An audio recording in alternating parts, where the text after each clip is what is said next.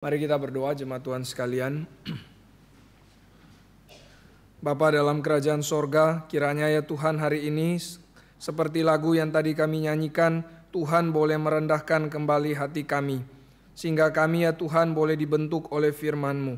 Bahkan ya Tuhan, jikalau ada di antara kami yang belum mengalami kelahiran kembali, kiranya ya Tuhan, firman-Mu melahirkan kembali umat-Mu.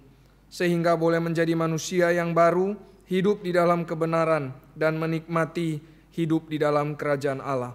Kiranya Tuhan tolong pimpin perenungan kami, kiranya Roh Kudus bekerja, kiranya Tuhan memenangkan umat-Mu, kiranya Tuhan pakai hamba-Mu, dan Tuhan yang kiranya bekerja di dalam hati dari jemaat-Mu melalui Roh Kudus-Mu. Kami sungguh mohon anugerah-Mu ya Tuhan, bertakhtalah di tempat ini. Kiranya kemuliaan-Mu, nama-Mu ditinggikan. Terima kasih ya Tuhan, dalam nama Tuhan Yesus, kami mohon anugerah dan penyertaan-Mu. Amin. Jemaat Tuhan sekalian, kita akan melanjutkan perenungan firman kita. Hari ini kita tiba di dalam Yohanes pasal yang ketiga. Kita minggu yang lalu merenungkan Yohanes pasal yang kedua, khususnya tentang kisah Yesus menyucikan bait Allah. Ada beberapa ayat yang memang kita belum sempat singgung, nanti saya akan mulai dari situ, tetapi kita baca saja dua bagian firman Tuhan. Pertama Yohanes 3, kita akan membaca ayat 1 sampai dengan ayat yang ke-8 berganti-gantian, dan kemudian nanti bagian yang kedua di dalam surat 1 Yohanes. Yang ayat pertama dibaca oleh pria, kemudian dilanjutkan oleh wanita. Yohanes pasal yang ketiga. Adalah seorang Farisi yang bernama Nikodemus, seorang pemimpin agama Yahudi. Ia datang pada waktu malam kepada Yesus dan berkata, "Rabi, kami tahu bahwa engkau datang sebagai guru yang diutus Allah, sebab tidak ada seorang pun yang dapat mengadakan tanda-tanda yang engkau adakan itu, jika Allah tidak menyertainya." Yesus menjawab katanya, "Aku berkata kepadamu, sesungguhnya jika seorang tidak dilahirkan kembali, ia tidak dapat melihat kerajaan Allah." Kata Nikodemus kepadanya, "Bagaimanakah mungkin seorang dilahirkan kalau ia sudah tua? Dapatkah ia masuk kembali ke dalam rahim ibunya dan dilahirkan kembali?" Jawab Yesus, "Aku berkata kepadamu, sesungguhnya jika seorang tidak dilahirkan dari air dan roh, ia tidak dapat masuk ke dalam kerajaan Allah. Apa yang dilahirkan dari daging adalah daging, dan apa yang dilahirkan dari roh adalah roh. Janganlah engkau heran, karena aku berkata kepadamu, kamu harus dilahirkan kembali. Angin bertiup kemana ia mau, dan engkau mendengar bunyinya, tetapi engkau tidak tahu dari mana ia datang, atau kemana ia pergi. Demikianlah halnya dengan tiap-tiap orang yang lahir dari roh." Mari kita membaca bagian yang kedua, 1 Yohanes pasal yang kelima.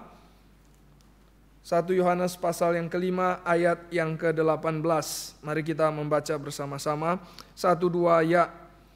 Kita tahu bahwa setiap orang yang lahir dari Allah tidak berbuat dosa, tetapi dia yang lahir dari Allah melindunginya, dan si jahat tidak dapat menjamahnya. Saudara-saudara sekalian, minggu yang lalu kita merenungkan tentang Yesus menyucikan bait Allah. Ini adalah satu tindakan yang radikal, tetapi radikal bukan karena benci, tapi radikal karena kasih, karena cinta. Dikatakan oleh para murid, karena cinta akan rumah Bapa, cinta akan rumah Tuhan, makanya Yesus rela sampai dihanguskan. Nah, ini yang kita lihat minggu yang lalu. Yesus rela untuk menjadi korban. Yesus rela untuk nanti dihina, ditolak, bahkan mati, karena dia merindukan kemuliaan Tuhan dinyatakan.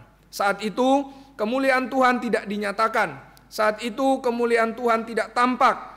Yang ada bukan suara firman, tapi suara pedagang yang terdengar. Ini yang membuat Yesus marah. Nama Tuhan yang harus ditinggikan. Sekali lagi, Yesus marah karena cinta. Nah, maka setelah kisah Yesus menyucikan bait Allah, kemudian muncul dua macam respon. Ini yang minggu lalu kita belum sempat menyinggungnya. Tetapi dua macam respon inilah yang akan nanti menjadi penyambung bagi kita untuk sampai kepada Yohanes pasal yang ketiga. Respon yang pertama adalah respon dari para murid di ayat yang ke-21 dari Yohanes pasal yang kedua. Di Yohanes pasal 2 ayat 21 dikatakan para murid mereka akhirnya paham ketika Yesus mengatakan bahwa rombak bait Allah ini dan dalam 3 hari aku akan membangunnya kembali. Saat itu mereka tidak paham. Yesus sementara bicara tentang apa ini? Mana mungkin Yesus bicara tentang bait Allah fisik? Bait Allah fisik dibangun 46 tahun. Kemudian hanya dalam 3 hari bisa dibangun kembali. Ini tidak masuk akal. Tetapi tentang apa ini? Mereka tidak tahu. Maka kemudian para murid dikatakan mereka baru memahaminya ketika Yesus bangkit. Ketika Yesus bangkit maka mereka sadar. Oh ternyata Yesus bangkit setelah 3 hari. Berarti inilah yang dimaksudkan oleh Yesus. Setelah 3 hari aku akan bangun kembali bait Allah tersebut. Nah berarti ini bukan bait Allah fisik. Yesus menyatakan dirinya sebagai bait Allah. Nah jadi respon yang pertama para murid memahami. Dari mana mereka bisa pahami? Mereka pahami setelah kebangkitan Yesus. Kenapa mereka bisa pahami? Karena roh bekerja. Roh Tuhan bekerja. Yesus mengatakan bahwa kalau aku naik ke sorga, maka rohku yang akan memimpin engkau kepada segala kebenaran. Nah jadi karena karya Roh Kudus, nanti kita akan melihat juga tema tentang karya Roh Kudus muncul lagi di dalam Yohanes pasal yang ketiga. Nah ini respon yang pertama. Respon yang kedua adalah respon dari orang-orang yang waktu itu melihat Yesus melakukan berbagai tanda. Jadi dikatakan di ayat 23, ternyata waktu Yesus ada di Yerusalem, dan itu adalah saat juga waktu Yesus menyucikan bait Allah, dikatakan Yesus melakukan tanda-tanda. Dan inilah yang membuat banyak orang percaya kepada Yesus. Jadi ada tanda, ada mujizat, dan banyak orang percaya kepada Yesus. Tetapi, nah kalau kita lihat di sini, justru ada yang menarik, dikatakan di ayat 24, Yesus sendiri tidak mempercayakan dirinya kepada mereka. Jadi orang-orang percaya kepada Yesus, tapi kenapa Yesus tidak mempercayakan dirinya kepada mereka? Padahal di dalam Yohanes pasal yang ke-10 dikatakan, domba-dombaku mengenal suaraku dan aku mengenal domba-dombaku. Bahkan aku memberikan nyawaku bagi domba-dombaku. Memberikan nyawaku. Aku mempercayakan jiwaku, tubuhku, nyawaku bagi domba-dombaku. Kenapa di sini Yesus tidak mempercayakan dirinya? Nah di ayat yang ke-25 dikatakan bahwa Yesus tahu apa yang menjadi isi hati manusia. Nah berarti orang-orang ini Yesus tahu isi hatinya. Saudara-saudara sekalian, hari ini kita beribadah, kita datang di hadapan Tuhan, Tuhan tahu isi hati kita. Tetapi ini bukan berarti membuat kita menjadi takut kalau Tuhan tahu isi hati kita. Justru ini penghiburan. Karena kalau Tuhan tahu isi hati kita, berarti Tuhan yang akan berikan firman yang tepat kepada kita. Nanti kita akan melihat bagaimana Yesus perkataannya tepat kepada Nikodemus. Nanti Yesus bertemu lagi dengan perempuan Samaria, perkataan Yesus juga tepat kepada perempuan Samaria. Karena Yesus tahu isi hati setiap kita. Nah saudara-saudara sekalian, jadi ada 2 respon ini. Nah sekarang kita masuk kepada percakapan Yesus dengan Nikodemus. Siapa Nikodemus? Apa kaitannya dengan kisah tentang penyucian bait Allah? Pertama-tama, Nikodemuslah salah satu orang yang percaya kepada Yesus karena melihat tanda-tanda yang Yesus lakukan. Jadi tadi saya katakan sebelumnya, firman Tuhan juga yang mengatakan bahwa waktu Yesus di Yerusalem dia melakukan tanda-tanda. Dan ada orang yang percaya karena melihat tanda-tanda itu. Percaya kepada Yesus. Salah satunya Nikodemus. Nah sekarang Yesus ingin untuk bercakap-cakap dengan Nikodemus. Setelah pelayanan publik, sekarang Yesus masuk kepada pelayanan pribadi. Yesus bercakap-cakap, berbincang-bincang, memberitakan Injil kepada Nikodemus. Jadi Nikodemus datang dengan mengatakan kepada Yesus, Yesus, engkau adalah guru. Nah saudara-saudara sekalian, Nikodemus ini sendiri adalah seorang guru. dia adalah seorang Farisi, dia seorang pemimpin agama Yahudi, dia seorang ahli kitab, dia seorang pengajar. Singkatnya ini berarti orang yang punya pengetahuan yang tinggi, seorang yang terhormat, seorang yang bahkan sudah senior.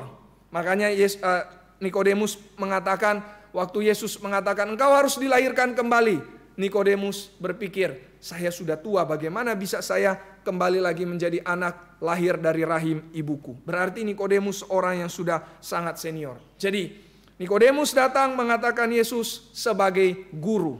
Dia sendiri adalah seorang guru. Berarti ini ada kerendahan hati. Nikodemus ingin belajar dari Yesus. Sangat sulit saudara, biasanya orang yang sudah menjadi senior, apalagi guru senior begitu ya, kemudian muncul, wah ada orang baru ini, masih baru menjadi guru, kemudian mengakui kehebatannya. Biasanya kalau sudah senior, itu biasa, itu saya sudah tahu begitu ya.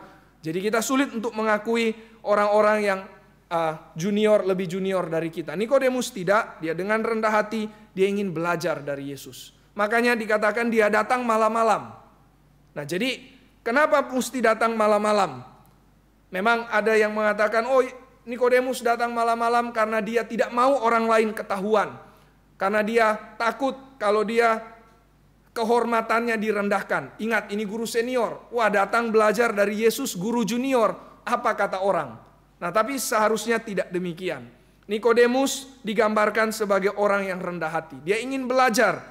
Dia tidak datang untuk menyanjung Yesus dengan ucapan-ucapan yang tidak tulus. Tetapi dia ingin belajar dari Yesus. Nah, jadi dia datang mengatakan Yesus engkau guru, bahkan bukan cuma guru biasa. Guru yang diutus oleh Allah. Guru yang disertai oleh Tuhan. Kenapa? Di ayat 2 dikatakan, karena tidak ada seorang pun yang dapat mengadakan tanda-tanda yang engkau adakan itu. Nah, ini cocok dengan yang tadi di akhir dari Yohanes pasal 2 dikatakan. Ada orang-orang yang percaya kepada Yesus, bahwa dia adalah seseorang yang diutus Allah, seseorang yang berkuasa pastinya, karena dia melakukan banyak tanda. Nikodemus salah satunya. Engkau guru yang diutus oleh Allah, guru yang disertai oleh Allah, karena engkau melakukan banyak tanda dan tidak ada orang yang bisa melakukan tanda-tanda yang seperti demikian. Jadi, untuk apa Nikodemus datang kepada Yesus? Dia ingin kenal siapa Yesus ini. Dia ingin cari tahu siapa Yesus ini dengan lebih dalam lagi. Nah, saudara-saudara sekalian, bagi Nikodemus, Yesus ini pribadi yang unik. Sosok yang unik. Saya ingin kenal dia lebih dalam lagi.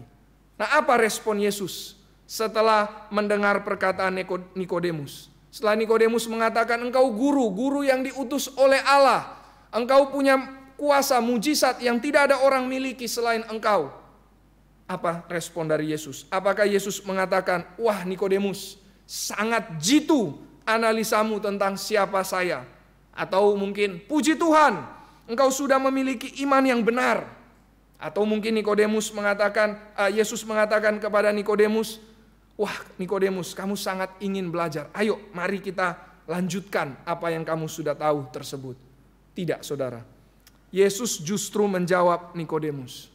Di ayat yang ketiga, ayat yang sangat terkenal ini, Yesus menjawab Nikodemus, aku berkata kepadamu. Ini sebenarnya kalau dalam bahasa Indonesia kurang kuat untuk menyatakan kalimat aslinya. Di dalam kalimat asli dikatakan begini, amin, amin. Amin ini maksudnya saya yakin, sesungguh-sungguhnya, sepasti-pastinya. Amin, amin. Bahasa Inggrisnya itu truly, truly, verily, verily. Wah, ini sangat serius berarti.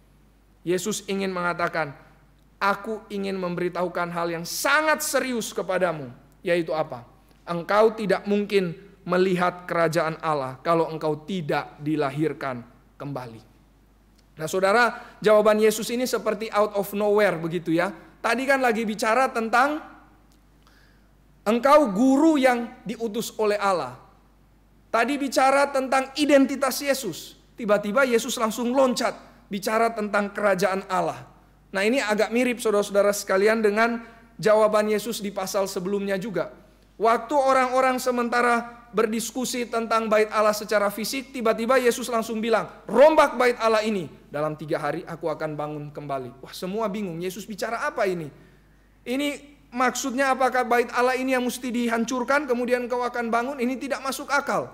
Jadi Yesus seolah-olah bicara out of nowhere, terpisah dengan hal yang sebelumnya dibicarakan. Ini saudara, kalau saya coba bayangkan seperti kalau kita nyanyi begitu ya, terus tiba-tiba modulasi saudara.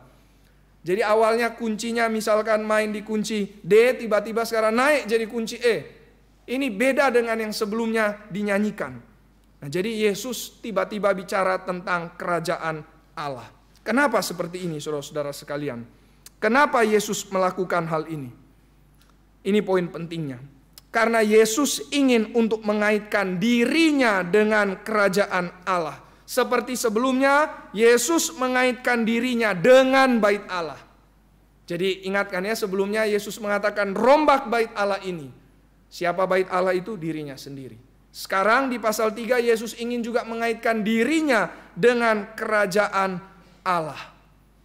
Jadi saudara-saudara sekalian, Yesus ingin mengatakan sebenarnya kepada Nikodemus begini. Kunci untuk masuk ke dalam kerajaan Allah itu tergantung kepada pengenalan tentang siapa Yesus. Sekali lagi, kunci untuk masuk ke dalam kerajaan Allah itu tergantung kepada pengenalan tentang siapa Yesus. Yesus mengkaitkan dirinya dengan kerajaan Allah. Nikodemus bicara tentang siapa Yesus. Yesus langsung bicara tentang bagaimana masuk ke dalam kerajaan Allah. Jadi bagi Yesus, pembicaraan tentang dirinya ini sangat berkaitan dengan kerajaan Allah. Engkau tidak akan masuk ke dalam kerajaan Allah. Engkau tidak akan bisa menikmati kerajaan Allah kalau engkau tidak mengenal siapa Yesus. Ini yang Yesus ingin kaitkan kepada Nikodemus. Jadi saudara-saudara sekalian, kalau engkau tidak kenal siapa Yesus, atau kalau engkau salah kenal siapa Yesus, karena ada orang-orang juga yang mengaku kenal Yesus tetapi salah kenal, maka engkau tidak akan masuk ke dalam kerajaan Allah. Tidak akan masuk ke dalam kerajaan Allah. Tapi kalau engkau kenal siapa Yesus yang sesuai firman, engkau akan menikmati kerajaan Allah. Engkau bukan hanya melihat, tapi engkau juga akan masuk. Melihat, masuk. Dan bahkan bukan cuma masuk saudara, masuk lebih dalam lagi untuk menikmati kerajaan Allah itu. Nah, tapi pertanyaannya, apa itu kerajaan Allah kan ya? Apa itu kerajaan Allah? Ketika Yesus datang ke dalam dunia, saudara-saudara sekalian, pesan yang pertama kali Yesus beritakan adalah tentang kerajaan Allah. Bertobatlah sebab kerajaan Allah sudah dekat. Bertobatlah sebab kerajaan Allah sudah tiba. Kenapa sudah tiba? Karena Kristus sang Raja itu sudah datang. Itu berita yang selalu kita lihat di dalam Injil-Injil sinoptik. Di Matius, Markus, Lukas, Yesus selalu beritakan, bertobatlah kerajaan Allah sudah tiba. Nah, di dalam Injil Yohanes, tema tentang kerajaan Allah itu sebenarnya sangat minim dibicarakan secara eksplisit. Jadi kalau kita baca Injil Yohanes, kerajaan Allah itu cuma muncul di dalam Yohanes pasal 3. Nah, tapi apakah Injil Yohanes tidak bicara tentang kerajaan Allah? Tentu tidak. Apakah Injil Yohanes abaikan konsep kerajaan Allah? Tidak. Justru Injil Yohanes ingin mengaitkan kerajaan Allah dengan tema yang lain. Yaitu apa? Berkaitan dengan hidup yang kekal. Hidup yang kekal. Jadi apa itu kerajaan Allah? Jawaban simpelnya bagi Injil Yohanes, itu adalah hidup yang kekal. Hidup yang kekal, hidup yang seperti apa? Hidup yang di dalamnya ada kasih, ada kebenaran, ada damai, ada sukacita, ada pengharapan, ada iman. Hidup yang melimpah, itulah hidup kekal, itulah kerajaan Allah. Bukankah Yesus mengatakan, aku datang kepadamu untuk memberikan hidup, dan hidup yang berkelimpahan. Jadi apa itu hidup yang berkelimpahan? Itulah kerajaan Allah. Apa itu isinya? Isinya adalah kasih, kebenaran, terang, penyertaan Tuhan, kemerdekaan, kebebasan. Ini semua tema-tema besar yang ada di dalam Injil Yohanes. Itulah hidup yang kekal. Itulah kerajaan Allah. Jadi saudara-saudara sekalian, dari sini kita bisa lihat bahwa kerajaan Allah itu bukan bicara nanti. Nah, seringkali kan orang ketika mengutip Yohanes 3 ayat 3 akan mengatakan bahwa kamu tidak akan masuk sorga kalau kamu tidak lahir kembali. Sorga itu di mana? Sorga itu ya nanti setelah kematian. Tapi sebenarnya saudara, Injil Yohanes tidak bicara kerajaan Allah itu nanti. Kerajaan Allah itu saat ini dan sekarang. Saat ini dan sekarang. Yaitu ketika kita bisa menikmati relasi dengan Kristus. Menikmati kasih, kebenaran, terang itu. Itulah hidup yang kekal, itulah kerajaan Allah. Nah saudara-saudara sekalian, kiranya lewat perenungan kita terhadap Injil Yohanes, kita bisa makin kenal siapa Kristus. Makin kenal. Jadi ini bukan pengetahuan saudara, ini tentang kehidupan. Makin kenal Kristus, hidup kita berubah. Makin kenal Kristus, kita hidup dalam terang. Makin kenal Kristus, kita hidup dalam kasih, dalam kebenaran. Inilah hidup yang kekal yang kita bisa nikmati saat ini dan sekarang. Ini yang Yesus janjikan. Bukan nanti saudara-saudara sekalian. Nanti ya memang pasti. Tetapi saat ini sudah kita bisa nikmati kalau kita mengenal siapa Kristus. Sekarang pertanyaannya, bagaimana dengan Nikodemus? Apakah Nikodemus kenal siapa Yesus itu? Nikodemus mengatakan, engkau guru yang diutus oleh Allah. Saudara, ini bukan pengenalan yang sama sekali salah ya. Ini bukan seperti orang-orang yang ada di dalam kitab Injil lain, ketika lihat Yesus melakukan mujizat kemudian mereka mengatakan, itu pasti kuasa dari setan. Itu bukan kuasa dari Allah. Nikodemus bukan orang-orang yang demikian. Nikodemus punya pengenalan yang baik tentang siapa Yesus. Tapi saudara-saudara sekalian, pengenalan yang baik itu belum cukup. Pengenalan yang benar itu yang seharusnya. Bukan pengenalan yang baik saja, tapi pengenalan yang benar. Kenapa? Karena Yesus itu adalah sang kebenaran. Nah maka saudara-saudara sekalian, Yesus ingin untuk merombak asumsi Nikodemus tentang siapa Yesus. Yesus merombak bait Allah sebelumnya di kisah penyucian di bait Allah. Sekarang Yesus juga melakukan perombakan. Tapi ini bukan perombakan seperti sebelumnya. Ini perombakan di dalam pengertian, pemikiran dari Nikodemus tentang siapakah Yesus. Saudara-saudara sekalian, jikalau hidup kita, pikiran kita, pemahaman kita, kepercayaan kita tidak pernah dirombak oleh Yesus, maka kita tidak akan masuk dan menikmati kerajaan Allah itu. Saudara-saudara sekalian, jangan kita berpikir bahwa hidup saya sudah cukup baik kok. Pemikiran saya sudah cukup bijaksana. Saudara-saudara sekalian, jikalau semua itu tidak berdasarkan dengan firman Tuhan, maka itu semua bukan dasar yang kokoh, bukan dasar yang teguh. Ketika ada badai menghantam, maka pasti kita akan hancur. Itu yang Yesus katakan. Engkau bangun rumah, tapi bangun rumah di atas pasir. Maka ketika hujan dan badai datang, engkau akan hanyut. Tetapi kalau engkau bangun rumah di atas batu karang, di atas fondasi yang kokoh, yaitu firman, maka engkau meskipun badai menghantam, bisa tetap bertahan. Maka saudara-saudara sekalian, hidup kita bangun mungkin dengan banyak pengaruh. Entah mungkin hidup kita bangun dengan pemikiran kita sendiri, hidup kita mungkin kita bangun dengan filsafat yang kita pelajari, hidup kita mungkin kita bangun dengan tradisi keluarga orang tua, hidup kita mungkin kita bangun juga dengan kultur kita dan masyarakat sekitar. Tapi saudara-saudara sekalian, jikalau itu tidak sesuai dengan firman, mari kita izinkan Tuhan untuk merombaknya, karena justru itu kabar baik. Kalau hidup kita dirombak oleh Tuhan, itu kabar baik, karena setelah dirombak, maka kita bisa menikmati hidup yang kekal. Ini yang Yesus inginkan dari Nikodemus. Pengertian dia tentang siapa Yesus, seolah-olah dia merasa dia sudah kenal siapa Yesus. Seolah-olah dia merasa bahwa dia sudah bisa membaca siapa Yesus ini. Seolah-olah dia sudah tepat memahami sosok Yesus ini. Tapi Yesus katakan, aku tahu isi hatimu. Engkau merasa engkau sudah kenal siapa aku. Engkau merasa engkau sudah menangkap maksud Tuhan. Sekarang aku katakan, engkau harus dilahirkan kembali. Engkau harus punya hidup yang baru. Aku mau merombak hidupmu. Aku mau mereformasi hidupmu.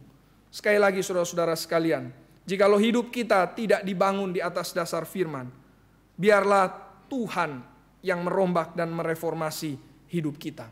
Yesus mengatakan kepada Nikodemus, sesungguh-sungguhnya, sepasti-pastinya, amin, amin, truly, truly, verily, verily, kalau engkau tidak dilahirkan kembali, maka engkau tidak akan masuk ke dalam kerajaan Allah. Artinya apa saudara-saudara sekalian? Yesus ingin mengatakan kepada Nikodemus, Nikodemus, engkau belum lihat kerajaan Allah. Belum lihat kerajaan Allah. Kenapa belum lihat? Karena engkau berarti masih dalam keadaan buta. Saudara, kalau belum lihat berarti buta kan ya? Engkau berarti masih dalam keadaan buta, engkau masih berada dalam kegelapan. Nah, yang menarik di Injil Yohanes, saudara-saudara sekalian, masalah gelap dan terang, malam dan siang, ini juga punya makna simbolik. Jadi kalau tadi saya katakan secara makna literal, memang Nikodemus datang kepada Yesus malam-malam. Kenapa? Karena dia ingin belajar lebih banyak. Dia ingin mungkin menginap, mungkin bermalam untuk mengenal siapa Yesus. Tetapi malam juga di situ memberikan makna simbolik, yaitu bahwa Nikodemus ada di dalam kegelapan.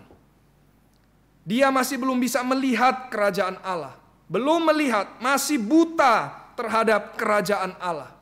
Ini makna simbolik saudara-saudara sekalian. Di bagian lain, Yesus mengatakan, bekerjalah selama siang. Nah itu kan mesti makna simbolik ya saudara ya. Kan kita bekerja bukan hanya siang. Kalau sore malam ya kita juga tetap ada bekerja kan ya. Tapi maksudnya bekerja selama siang. Berarti bekerja selama ada kesempatan. Bekerja selama masih ada waktu. Bekerja selama masih ada tenaga. Jadi ini makna simbolik. Sekali lagi, Nikodemus datang pada waktu malam. Melambangkan Nikodemus dalam keadaan buta. Dia belum lihat kerajaan Allah. Dia masih dalam kegelapan. Belum melihat kerajaan Allah berarti juga Nikodemus masih jauh dari kerajaan Allah. Masih jauh. Saudara, itu berarti Nikodemus sudah tersesat. Sehingga karena sudah tersesat dia tidak bisa lihat kerajaan Allah. Orang kalau sudah tersesat, salah jalan, dia tidak bisa lihat tempat yang dia tuju. Kalau kita mungkin pergi ke tempat yang kita tuju tapi masih jauh, kita mungkin masih bisa lihat. Yang penting arahnya benar. Tapi kalau arahnya sudah salah, maka kita nggak akan bisa lihat tempat tujuan kita. Nikodemus, saudara, kata Yesus, engkau belum lihat kerajaan Allah. Itu berarti engkau masih jauh, bahkan engkau sudah tersesat, sudah salah jalan. Kalau begitu bagaimana? Jangan jalan terus, pulang. Kembali ke titik awal. Makanya Yesus katakan engkau harus lahir baru. Kembali ke titik awal. Supaya engkau bisa jalan ke tempat yang benar. Itulah Nikodemus, saudara sekalian, belum melihat kerajaan Allah. Tapi bukankah Nikodemus itu seorang pengajar senior ya? Sekali lagi, dia seorang ahli kitab, dia seorang yang terhormat, dia seorang yang pengalaman, dia seorang yang sangat dipercaya sebagai guru, punya banyak pengikut.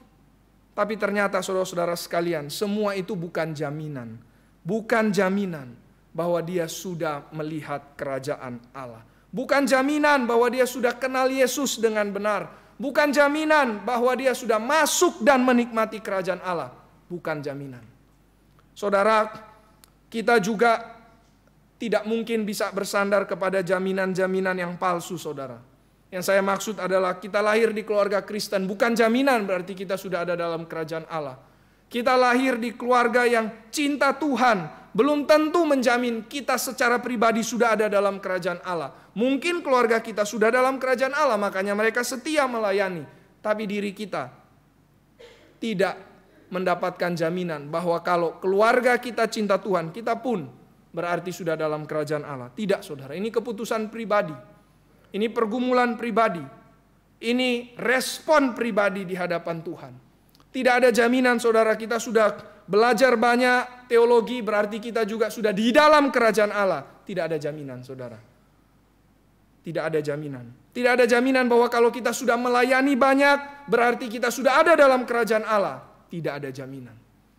Kalau begitu jaminannya apa? Jaminannya satu saja saudara-saudara sekalian. Yesus katakan, engkau harus lahir kembali. Itu jaminannya. Engkau harus lahir kembali. Di dalam bagian lain dikatakan engkau harus lahir dari atas. Selama ini kita lahir secara natural saja. Kita lahir dari bawah. Kita lahir dari daging. Tapi engkau harus lahir dari Allah, kata Yesus. Di bagian lain dikatakan engkau harus lahir dari roh. Engkau harus lahir dari firman. Engkau harus lahir dari kebangkitan Kristus. Maka saudara-saudara sekalian, ini adalah kelahiran yang supranatural. Saudara, Yohanes menyatakan Yesus sang firman itu sebagai pencipta. Di dalam Yohanes pasal 1 dikatakan segala sesuatu diciptakan oleh Dia. Maka di sini Yohanes juga ingin menggambarkan Yesus bukan hanya mencipta hal yang natural, alam semesta ini, dunia ini, termasuk tubuh kita, diri kita yang natural ini. Tapi Dia juga mencipta jiwa atau diri yang spiritual. Yaitu orang-orang yang dilahirkan dari atas. Orang-orang yang dilahirkan bukan dari daging, orang-orang yang dilahirkan bukan dari kehendak manusia, orang-orang yang dilahirkan dari Allah. Inilah jaminan saudara supaya kita bisa berada di dalam kerajaan Allah. Inilah jaminan supaya kita bisa menikmati kasih, kebenaran, terang, kebebasan, kemerdekaan di dalam hidup ini. Yaitu kalau kita lahir kembali. Saudara-saudara sekalian, manusia itu berarti butuh lahir 2 kali. Sehingga dia hanya mati sekali. Lahir 2 kali, lahir fisik dan lahir baru. Lahir dari roh, lahir dari Allah, lahir dari benih firman. Supaya dia mati hanya di dalam mati fisik saja. Tetapi tidak akan mengalami kematian yang kekal. Tetapi saudara-saudara sekalian, yang celaka adalah kalau manusia cuma lahir sekali.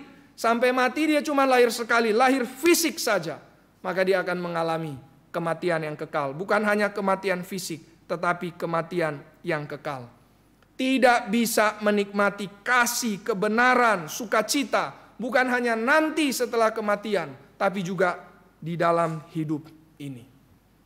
Maka saudara, ini adalah hidup yang miserable, hidup yang menyedihkan, hidup yang kasihan, hidup yang Tuhan sebenarnya tidak ingin untuk kita hidup seperti ini, saudara-saudara sekalian. Tuhan ingin kita untuk ada di dalam kerajaannya. Tuhan ingin agar kita menikmati kebahagiaan di dalam Dia. Tuhan ingin kita mendapatkan hidup yang berkelimpahan. Ini Tuhan kita, saudara. Maka salah saudara kalau kita berpikir bahwa Tuhan kita adalah Tuhan yang anti dengan sukacita bagi umatnya. Tuhan kita adalah Tuhan yang anti dengan kebahagiaan umatnya. Tuhan kita adalah Tuhan yang anti dengan kebebasan, kemerdekaan umatnya. Ini salah saudara. Ini semua adalah pengertian dari iblis. Karena iblis sendirilah yang mempengaruhi Adam dan Hawa untuk berpikir bahwa Tuhan tidak ingin engkau hidup bahagia. Padahal Tuhan kita adalah Tuhan yang ingin kita menikmati hidup yang berkelimpahan. Inilah Tuhan kita saudara. Tuhan yang mengasihi kita. Saking Dia mau kita hidup di dalam kasih, kebenaran, terang. Maka Dia berikan anaknya yang tunggal bagi kita. Bukankah itu Tuhan yang begitu mengasihi kita saudara-saudara sekalian? Dia serahkan nyawanya. Dia hangus bagi kita. Dia jadi korban hidup bagi kita. Karena Dia rindu agar kita menikmati kerajaan Allah. Menikmati hidup yang kekal itu. Maka sekali lagi Yesus katakan kepada Nikodemus. Dan bukan hanya bagi Nikodemus saudara. Tapi bagi setiap kita, bagi saudara-saudari saat ini yang ikut beribadah. Jikalau engkau belum dilahirkan kembali, engkau harus dilahirkan kembali. Ayat yang ke-7 dikatakan oleh Yesus, jangan engkau heran Nikodemus, karena aku berkata kepadamu, kamu harus.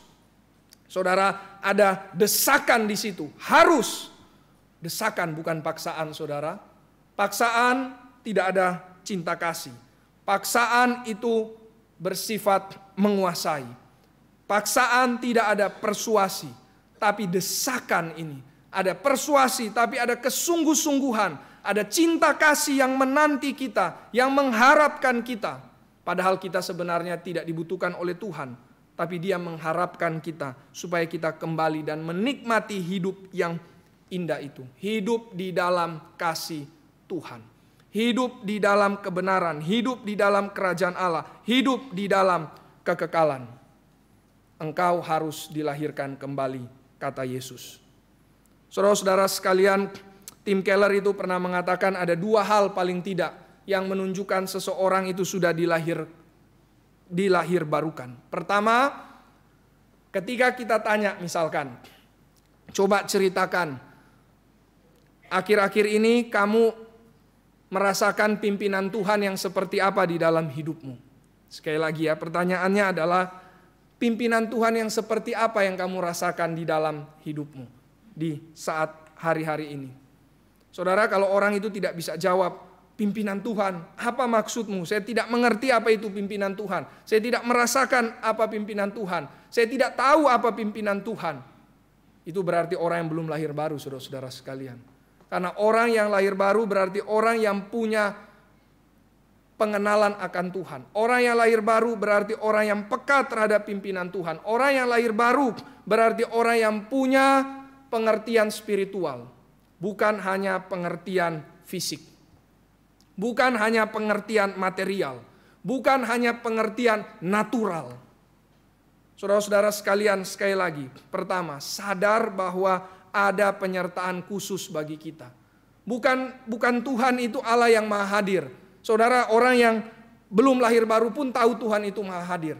Jangankan orang yang belum lahir baru, orang yang non-Kristen pun tahu kalau Tuhan itu maha hadir. Tapi orang yang Kristen, orang yang sungguh-sungguh sudah lahir baru, bukan hanya tahu Tuhan hadir, tapi sadar Tuhan memimpin saya secara pribadi. Ada hikmat Tuhan, ada kehendak Tuhan, ada rancangan Tuhan yang dimana saya didorong ke situ dan saya mau taat kepadanya. Ini orang yang sudah lahir baru. Kedua, saudara, kedua adalah ada firman Tuhan yang membentuk hidupnya. Ada ayat-ayat tertentu di akhir-akhir di masa-masa ini, di hari-hari terakhir ini yang membentuk hidup dia. Inilah orang yang sudah lahir baru. Kalau ditanya, selama beberapa hari ini ada ayat firman Tuhan apa yang membentuk kamu? Ini dia bisa jawab. Oh, saya baca di sini, saya baca Tuhan adalah kekuatanku, Tuhan adalah penghiburanku. Ini sangat menghibur, ini sangat menguatkan aku untuk menghadapi kesulitan di dalam pekerjaan misalkan. Nah, ini salah satu contoh orang yang sudah lahir baru, kata Tim Keller. Tapi kalau ditanya ada ayat apa yang mengubahkan engkau? Nggak ada. Saya ya selama ini ya yang penting cuman ke gereja saja dengar firman, itu pun cuman dengar, setelah itu hilang. Itu pun saya tidak terlalu peka apa yang disampaikan. Saya lebih peka mungkin kalau sudah rasa kebelet, ini saya lebih peka daripada saya peka terhadap firman. Saudara, ini yang bahaya, saudara. Kita lebih peka dengan hal natural daripada hal spiritual. Ada orang yang lebih peka kalau sudah lapar fisik daripada lapar rohani. Ada orang yang ke gereja lebih peka kalau sudah panas, maka dia mungkin mulai gelisah. Tidak lebih peka dengan firman. Ada orang yang lebih peka rasa buang air daripada rasa untuk harus terima air hidup dari Tuhan itu. Mari kita bertumbuh, saudara. Kalau kita sudah lahir baru, mari kita punya kepekaan yang sejati. Kepekaan kepada firman, kepekaan kepada Kristus, kepekaan kepada penyertaannya. Maka balik lagi, Yesus katakan kepada Nikodemus, engkau harus dilahirkan kembali. Engkau perlu kelahiran kembali. Mari kita renungkan ini lebih dalam, saudara-saudara sekalian. Lahir kembali berarti menjadi orang Kristen yang sejati, bukan seorang yang sekedar menambahkan sesuatu di dalam hidupnya. Oh, yang penting ada sedikit perubahan di sini. Misalkan ambil contoh, tambah rajin ke gereja. Ini berarti menunjukkan saya sudah orang Kristen sejati. Bukan, saudara. Tambah bermoral hidupnya, tambah lebih baik hidupnya dalam kehidupan sehari-hari. Ini belum menunjukkan kalau dia orang Kristen sejati. Tambah kegiatan di gereja, belum tentu. Tambah pelayanan, belum tentu. Tambah pengetahuan firman, belum tentu. Saudara-saudara sekalian, itu cuman hidup yang model tambal sulam. Yang Tuhan mau bukan orang-orang yang hidupnya hanya tambal sulam, melainkan orang-orang yang memiliki natur yang baru. Mereka disebut sebagai ciptaan yang baru, new creation, wholly new, sepenuhnya baru. Inilah orang yang Yesus inginkan, saudara-saudara sekalian. Calvin mengatakan seperti ini, kita diubahkan, kita dikoreksi, kita dirombak oleh Tuhan, bukan hanya satu bagian dari hidup kita, tetapi keseluruhan natur kita. Kenapa? Karena tidak ada dari natur kita satu bagian pun yang tidak tercemar oleh dosa. Inilah total depravity, saudara-saudara sekalian. Kejatuhan total. Tidak ada satu natur pun di dalam hidup kita, satu bagian dari natur hidup kita yang tidak tercemar oleh dosa. Pikiran kita, emosi kita, kehendak kita, semua sudah tercemar oleh dosa. Tidak ada yang tidak tercemar. Sehingga perubahan itu bukan hanya satu bagian. Perubahan itu harus seluruh bagian. C.S. Lewis mengilustrasikan seperti ini, saudara-saudara sekalian. Yesus ketika datang ke rumah kita, dia lihat mungkin ada yang bocor, maka dia katakan, oke, kamu harus tambal ini ya, karena ini bocor. Kemudian lihat lagi, oh ada cat yang terkelupas. Oke, kalau begitu ayo kamu cat bagian ini, karena ini beda dengan yang lain. Ini mesti dicat kembali supaya terlihat sama. Kalau lihat mungkin, oh misalkan keran air kita ada yang rusak, ayo perbaiki. Yesus bukan datang ke rumah kita terus lihat satu bagian, perbaiki ini, perbaiki itu. Itu tambal sulam, saudara. Tapi Yesus, kata C.S. Lewis, ketika dia datang ke rumah kita, maka dia akan bongkar seluruh rumah kita. Runtuhkan, robohkan, dan aku akan bangun kembali. Maka saudara-saudara sekalian, bukan hanya satu bagian kita yang rusak, saudara. Bukan hanya satu bagian hidup kita yang perlu diperbaiki. Di dalam bukunya Paul Tripp, dia menulis satu buku yang berjudul How People Change. Ada satu bab yang di mana dia mengatakan banyak orang Kristen memiliki harapan-harapan palsu. Apa harapan-harapan palsunya? Berpikir bahwa kalau misalkan keadaan saya berubah, maka hidup saya pun bisa lebih baik. Misalkan saat ini saya hidup di dalam keadaan yang ekonominya kurang baik. Seandainya saja ekonomi saya bisa lebih baik, pasti saya bisa lebih bahagia dan lebih cinta Tuhan. Ini harapan palsu, saudara. Karena engkau cuma lihat satu bagian saja dari hidupmu yang perlu diperbaharui. Kalau ada orang berpikir bahwa, oh emosi saya kayaknya yang masalah saja. Emosi saya terlalu banyak emosi negatif. Nanti di Pemuda sore kita akan bahas tentang Stoik yang juga banyak bicara tentang emosi negatif. Oh emosi saya yang banyak negatif, perlu diubah. Cuman lihat satu bagian saja.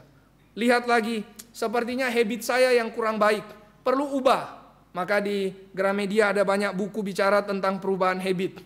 Ada Atomic Habits, ada 12 peraturan hidup dari Jordan Peterson. Ini bagus, ini self-help bagi saya. Saya perlu diubahkan habitnya. Saudara, bukan self-help yang kita butuh God help. Kita butuh pertolongan dari atas, pertolongan dari Allah, bukan dari manusia. Bukan dari diri kita sendiri. Ada orang yang juga mungkin mengatakan, oh pemahaman saya yang kurang. Pemahaman saya ini yang perlu diperbaiki. Saya perlu belajar lebih banyak. Kalau saya belajar lebih banyak, hidup saya akan jadi lebih baik juga. Atau mungkin karakter saya yang kurang baik. Saya perlu belajar bagaimana hidup lebih baik di dalam karakter saya. Saya perlu belajar bagaimana saya bisa berpikir dengan lebih baik sehingga hidup saya juga bisa lebih teratur. Jawabannya untuk semua itu, saudara, it's a big no, no, no. Itu semua salah, itu semua tidak tepat, itu semua harapan palsu, itu semua tidak akan membawa hidupmu lepas dari kegelapan, lepas dari keputusasaan, lepas dari ketiadaan pengharapan. Tidak akan membawa kepada keadaan yang lebih baik. Kenapa, saudara? Karena solusinya salah. Solusinya salah. Engkau tidak bisa dibangun. Jikalau engkau adalah satu bangunan dan memang engkau adalah bait Allah, maka engkau harus dirombak seluruhnya. Engkau tidak bisa lanjutkan perjalananmu, Engkau harus pulang kembali, start dari awal. Karena engkau sudah sangat tersesat, sudah jauh sekali. Makanya engkau tidak bisa melihat kerajaan Allah. Engkau tidak bisa hanya operasi hidupmu. Karena masalahmu bukan engkau sakit, bukan engkau mungkin ada bagian dari hidupmu yang patah dan seterusnya. Tidak, saudara, engkau bukan sakit, engkau mati. Mati. Maka yang engkau butuhkan adalah hidup yang baru. New life, nafas hidup yang baru. Saudara-saudara sekalian, banyak orang ingin cari solusi yang cepat. Mereka berpikir bahwa hidup mereka hanya perlu ditambal sulam. Mereka berpikir bahwa hidup mereka hanya tersesat sedikit dan yang penting bisa putar arah sedikit. Mereka berpikir bahwa hidup mereka cuma masalah kecil, cuma sakit. Tapi mereka tidak sadar kalau mereka mati. Saudara-saudara sekalian, Yesus mengatakan, engkau harus lahir baru. You have to be born anew, wholly new, lahir baru, seluruhnya baru. Inilah solusi dari atas, inilah solusi dari sorga, inilah solusi dari Kristus. Tanpa hal ini, saudara-saudara sekalian, kita tidak bisa berbagian di dalam kerajaan Allah. Tidak ada yang otomatis, saudara-saudara sekalian, bahwa kalau sekali lagi kita sudah berada di dalam keluarga Kristen, maka kita berada dalam kerajaan Allah secara otomatis. Kalau kita lahir dari seorang ibu yang cinta Tuhan, maka otomatis saya juga sudah berada dalam kerajaan Allah. Tidak, saudara. Justru Daud mengatakan yang otomatis itu adalah by default engkau orang berdosa. Sejak dari kandungan ibuku, kata Daud, aku sudah berdosa. Sejak awal, saudara-saudara sekalian, natur kita tidak cocok dengan kerajaan Allah. Natur kita lebih cocok kepada kerajaan dunia. Paulus mengatakan, natur kita yang cocok adalah murka Allah. Kita harusnya dimurkai oleh Allah, tapi karena kasih Kristus, anugerah Tuhan, maka Dia menyelamatkan kita. Maka saudara-saudara sekalian, sudahkah engkau mengalami kelahiran baru? Sudahkah engkau mengalami kelahiran baru? Engkau harus, jikalau engkau belum pernah. Tapi kalau sudah, mari bersyukur pada Tuhan. Berikutnya saudara-saudara sekalian, mari kita lihat respon Nikodemus. Di ayat yang keempat, setelah Yesus mengatakan engkau harus lahir kembali, Nikodemus mengatakan, bagaimana mungkin seorang dilahirkan kalau ia sudah tua? Dua hal, saudara. Saya sudah tua, bagaimana saya bisa jadi bayi? Hal kedua, saya sudah tua, apalagi ibu saya lebih tua lagi. Bagaimana ibu saya bisa melahirkan saya? Saudara-saudara sekalian, respon yang seperti ini mungkin membuat kita tertawa karena kita sudah tahu ujung ceritanya. Tetapi saudara-saudara sekalian, respon ini membuktikan bahwa Nikodemus benar-benar ada di dalam kebutaan. Precisely ya Tuhan, precisely benar-benar dia ada dalam kebutaan. Makanya Yesus mengatakan engkau belum melihat kerajaan Allah. Buktinya ternyata kalimat dari Nikodemus ini. Dia hanya melihat secara fisik saja. Dia seperti dengan di dalam Yohanes pasal 2 ada orang-orang yang ketika Yesus katakan rombak bait Allah ini dalam 3 hari aku akan membangunnya kembali. Maka mereka mengatakan itu tidak mungkin. Herodes bangun 46 hari kok. Mana bisa engkau bangun 3 hari? Nikodemus sama dengan orang-orang ini. Orang-orang yang cuma lihat secara materi, secara fisik, secara natural. Inilah manusia daging. Inilah manusia yang belum lahir baru. Inilah manusia yang belum memiliki kelahiran dari Allah. Saudara-saudara sekalian, banyak orang yang mengaku kenal Yesus, tapi melihat hidup masih sangat material. Mengaku kenal Yesus, mengaku orang Kristen, tetapi yang dia lihat bukan kerajaan Allah. Yang dia lihat kerajaan dunia. Buta terhadap kerajaan Allah. Dia ada dalam kegelapan. Dia terlalu jauh dari kerajaan Allah. Tuhan yang dia ikuti bukan Yesus, tapi pikirannya sendiri. Yang dia banggakan bukan Kristus, tapi keberhasilannya. Yang dia sembah bukan Tuhan, tapi uang. Yang dia hidupi bukan firman, tapi spirit dunia. Mari selidiki hati kita, saudara-saudara sekalian. Apakah kita masih buta dan dalam kegelapan? Apakah kita masih belum melihat kerajaan Allah? Apakah kita masih terlalu jauh karena tersesat sehingga tidak bisa lihat kerajaan Allah? Apakah kita masih belum lahir baru? Saudara-saudara sekalian, sekali lagi Yesus mengatakan kepada Nikodemus di ayat yang kelima, "Aku berkata kepadamu, sesungguh-sungguhnya," ini bahasa aslinya sekali lagi, "sesungguh-sungguhnya, sepasti-pastinya, amin, amin, engkau hanya bisa masuk ke dalam kerajaan Allah kalau engkau lahir dari air dan roh." Tadi bicara lahir baru, sekarang bicara lahir dari air dan roh. Nah, ini apa kaitannya? Yesus ingin menjelaskan lebih jauh kepada Nikodemus. Nikodemus tidak paham, padahal dia pengajar. Nikodemus tidak bisa melihat secara spiritual karena dia masih manusia natural. Maka Yesus ingin jelaskan lebih jauh. Lahir baru berarti lahir dari air dan roh. Lahir baru berarti engkau harus mengalami penyucian. Air melambangkan penyucian. Tapi bukan penyucian eksternal, saudara-saudara sekalian.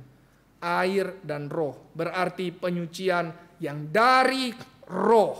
Yang dari roh. Saudara-saudara sekalian, kita tidak bisa menyucikan diri kita sendiri.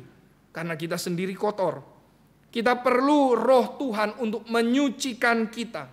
Makanya inilah yang dikatakan di Yohanes 1 ayat yang ke-13. Mereka yang dilahirkan oleh roh, mereka itulah yang disucikan oleh roh Tuhan.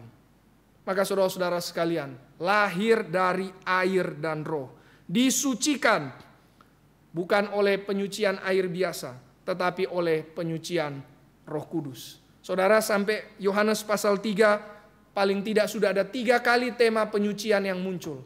Tema penyucian yang pertama, penyucian pakai anggur waktu di Kana. Penyucian pakai darah Kristus yang dilambangkan oleh anggur. Kedua, penyucian dengan amarah yang suci dari Yesus ketika dia menunggang balikan meja-meja yang berjualan di pelataran bait Allah. Penyucian yang ketiga, penyucian dari roh. Roh Tuhan yang bisa menyucikan kita, benih firman Allah yang bisa menyucikan kita. Jadi ada 3 penyucian. Penyucian dari Kristus, yaitu darahnya, penyucian dari roh, dan penyucian dari firman. Hanya 3 hal ini yang bisa menyucikan kita. Dan roh tidak bisa bekerja tanpa firman, selalu bekerja bersama. Roh dan firman itulah yang menyucikan kita. Tapi saudara-saudara sekalian, kita hanya bisa disucikan kalau kita sadar bahwa kita kotor, tercemar, polluted, corrupted. Hanya bisa ada penyucian kalau kita rasa diri kotor. Rasa diri kotor, sadar diri kotor, itulah pertobatan. Jadi hanya bisa ada penyucian kalau ada pertobatan. Hanya bisa ada pengampunan kalau ada pertobatan. Saudara-saudara sekalian, di luar sana banyak ajaran yang mengatakan engkau diterima apa adanya, engkau diampuni apa adanya. Tetapi saudara-saudara sekalian tidak menuntut pertobatan. Tidak menuntut pengakuan dosa. Padahal Daud begitu sadar dirinya kotor di Mazmur 51. Dia mengatakan, Tuhan tolong bersihkan aku seluruhnya. Dia sadar dirinya sangat kotor. Bahkan Tuhan tolong bersihkan aku dengan hisop. Hisop itu pembasuhan bagi orang kusta. Maka Daud sadar, aku seperti orang kusta. Dosa ini membuat aku begitu najis, begitu hina di hadapan engkau. Bersihkan aku seluruhnya. Ini pertobatan, saudara. Ini pertobatan. Hanya orang yang mau bertobat, disitulah baru terjadi kelahiran baru. Hanya orang yang mau bertobat, baru disitulah terjadi penyucian. Hanya orang yang mau bertobat, baru disitulah terjadi pengampunan. Maka saudara-saudara sekalian, kalau engkau sudah disucikan, kalau engkau sudah diampuni, maka ini yang terakhir. Engkau memiliki natur yang baru. Ayat 6, Yesus mengatakan, apa yang dilahirkan dari daging adalah daging, apa yang dilahirkan dari roh adalah roh. Saudara, orang yang sudah disucikan berarti dia bukan lagi manusia lama, tapi manusia baru. Bukan lagi orang yang ada dalam daging, tapi yang hidup di dalam roh. Seperti lagu yang tadi kita nyanyikan. Bukan lagi orang yang hatinya tinggi, tapi hatinya sudah rendah. Bukan lagi orang yang hatinya keras seperti batu, tapi sudah jadi lembut mau taat kepada Kristus. Bukan lagi orang yang hatinya bebal, tapi orang yang jadi mau tunduk kepada pimpinan Tuhan. Inilah orang yang sudah lahir baru. Jadi lahir baru, lahir dari air dan roh. Lahir baru disucikan, lahir baru punya natur baru, lahir baru ini terakhir punya hati yang baru. Punya hati yang baru saudara-saudara sekalian. Karena natur baru, hatinya baru. Inilah yang memimpin hidup manusia, hati kita. Hati kita sudah menjadi baru. Dan Yohanes mengatakan orang yang sudah dilahirbarukan, hatinya baru, maka dia seperti yang tadi kita baca, tidak berbuat dosa lagi. Apa maksudnya tidak berbuat dosa? Bukan berarti perfect, bukan berarti sama sekali tidak ada dosa. Itu nanti, bukan sekarang di dunia ini. Tetapi maksudnya dia tidak lagi mencintai dunia. Dia tidak lagi mencintai dosa. Dia tidak lagi menikmati dosa. Dia tidak lagi mau untuk sengaja berkubang di dalam dosa. Dia mau cepat-cepat keluar dari dosa. Dia tidak mau berkumpul dengan kumpulan para pencemooh karena dia akan ditarik kepada dosa. Tapi dia mau justru berkumpul dengan saudara-saudara seiman. Inilah orang yang punya hati yang baru.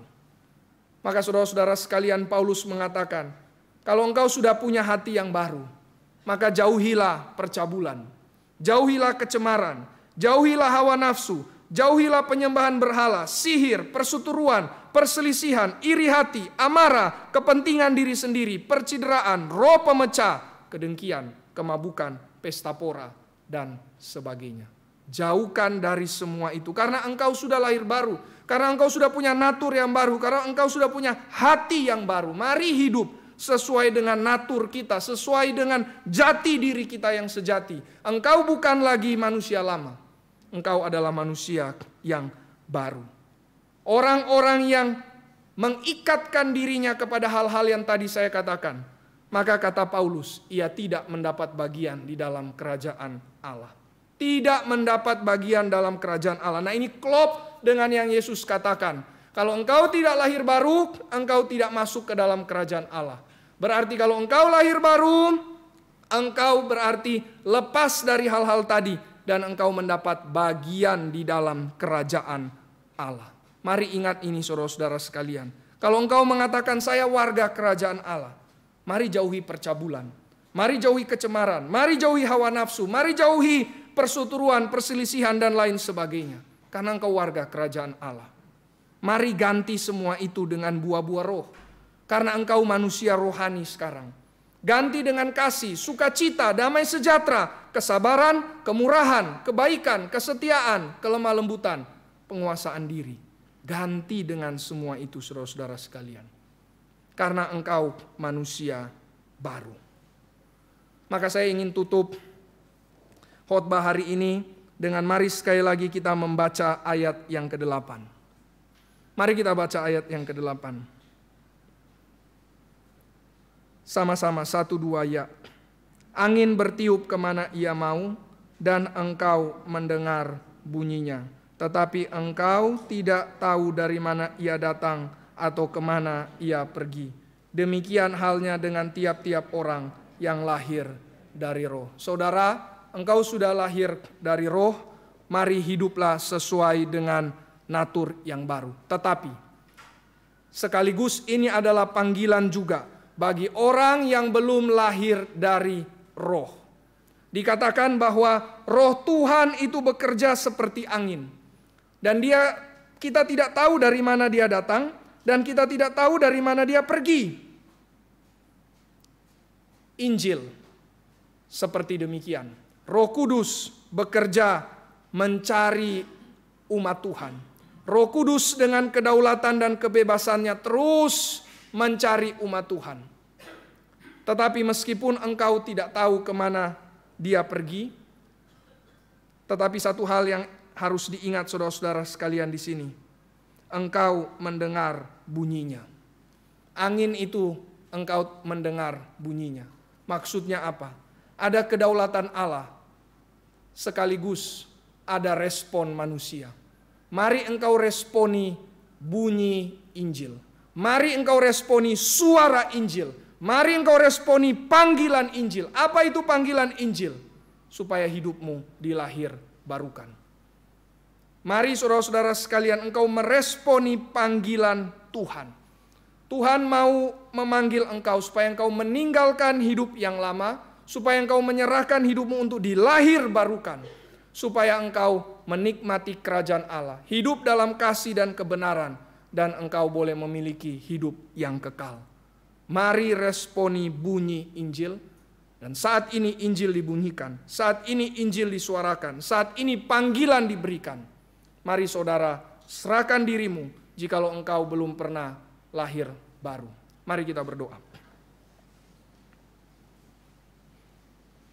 Saya ingin memberikan kesempatan bagi setiap kita untuk berdoa di hadapan Tuhan. Bagi yang sudah diselidiki oleh Tuhan melalui firman Tuhan ini, dan dia merasa bahwa Tuhan, saya masih ada dalam kegelapan. Tuhan, saya masih ada di dalam kebutaan. Tuhan, saya sudah salah jalan sehingga saya tidak lihat kerajaan Allah. Tuhan, selama ini saya berharap kepada harapan-harapan yang palsu, tapi ternyata itu semua salah, sehingga hidup saya pun tidak pernah ada damai, sukacita, dan cinta kasih. Maka saudara-saudara yang demikian, serahkanlah dirimu untuk dilahir barukan oleh Tuhan. Injil diberitakan, Injil disuarakan, mari jawab panggilannya. Seperti angin yang bertebaran, seperti angin yang meniup, Injil diberitakan. Mari saudara jawab panggilannya. Saya memberikan kesempatan bagi saudara untuk berdoa di hadapan Tuhan, karena ini bukan masalah hidup yang sedikit lebih baik. Ini masalah binasa atau hidup. Ini bicara kekekalan, bukan hanya bicara kesementaraan. Kiranya saudara boleh berdoa di hadapan Tuhan. Sedangkan bagi kita yang sudah sadar kita sudah lahir baru, mari kita bersyukur karena kelahiran ini bukan karena kita. Tidak ada satu manusia pun yang lahir dari kekuatan dirinya sendiri. Manusia harus dilahirkan oleh orang lain. Manusia harus dilahirkan oleh ibunya.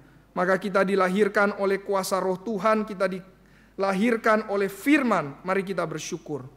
Dan mari kita berdoa supaya Tuhan menuntun kita untuk hidup terus-menerus setia sebagaimana natur kita, jati diri kita yang sejati, yaitu kita adalah manusia baru, bukan lagi manusia lama, bukan lagi hidup di dalam daging, tapi hidup di dalam roh. Mari kita berdoa bersama. Tuhan, kami datang kepadamu. Tuhan, tolong kami, supaya kami ya Tuhan, sungguh-sungguh hidup di dalam roh, sungguh-sungguh meninggalkan dosa, sungguh-sungguh ya Tuhan, mengejar firman-Mu, sungguh-sungguh Tuhan peka terhadap penyertaan-Mu, sungguh-sungguh ya Tuhan, menjauhkan diri dari kedagingan. Kiranya Tuhan tolong kami. Dalam nama Tuhan Yesus, kami bersyukur dan berdoa. Amin. Inilah doa kami ya Tuhan, Engkau tahu isi hati kami masing-masing.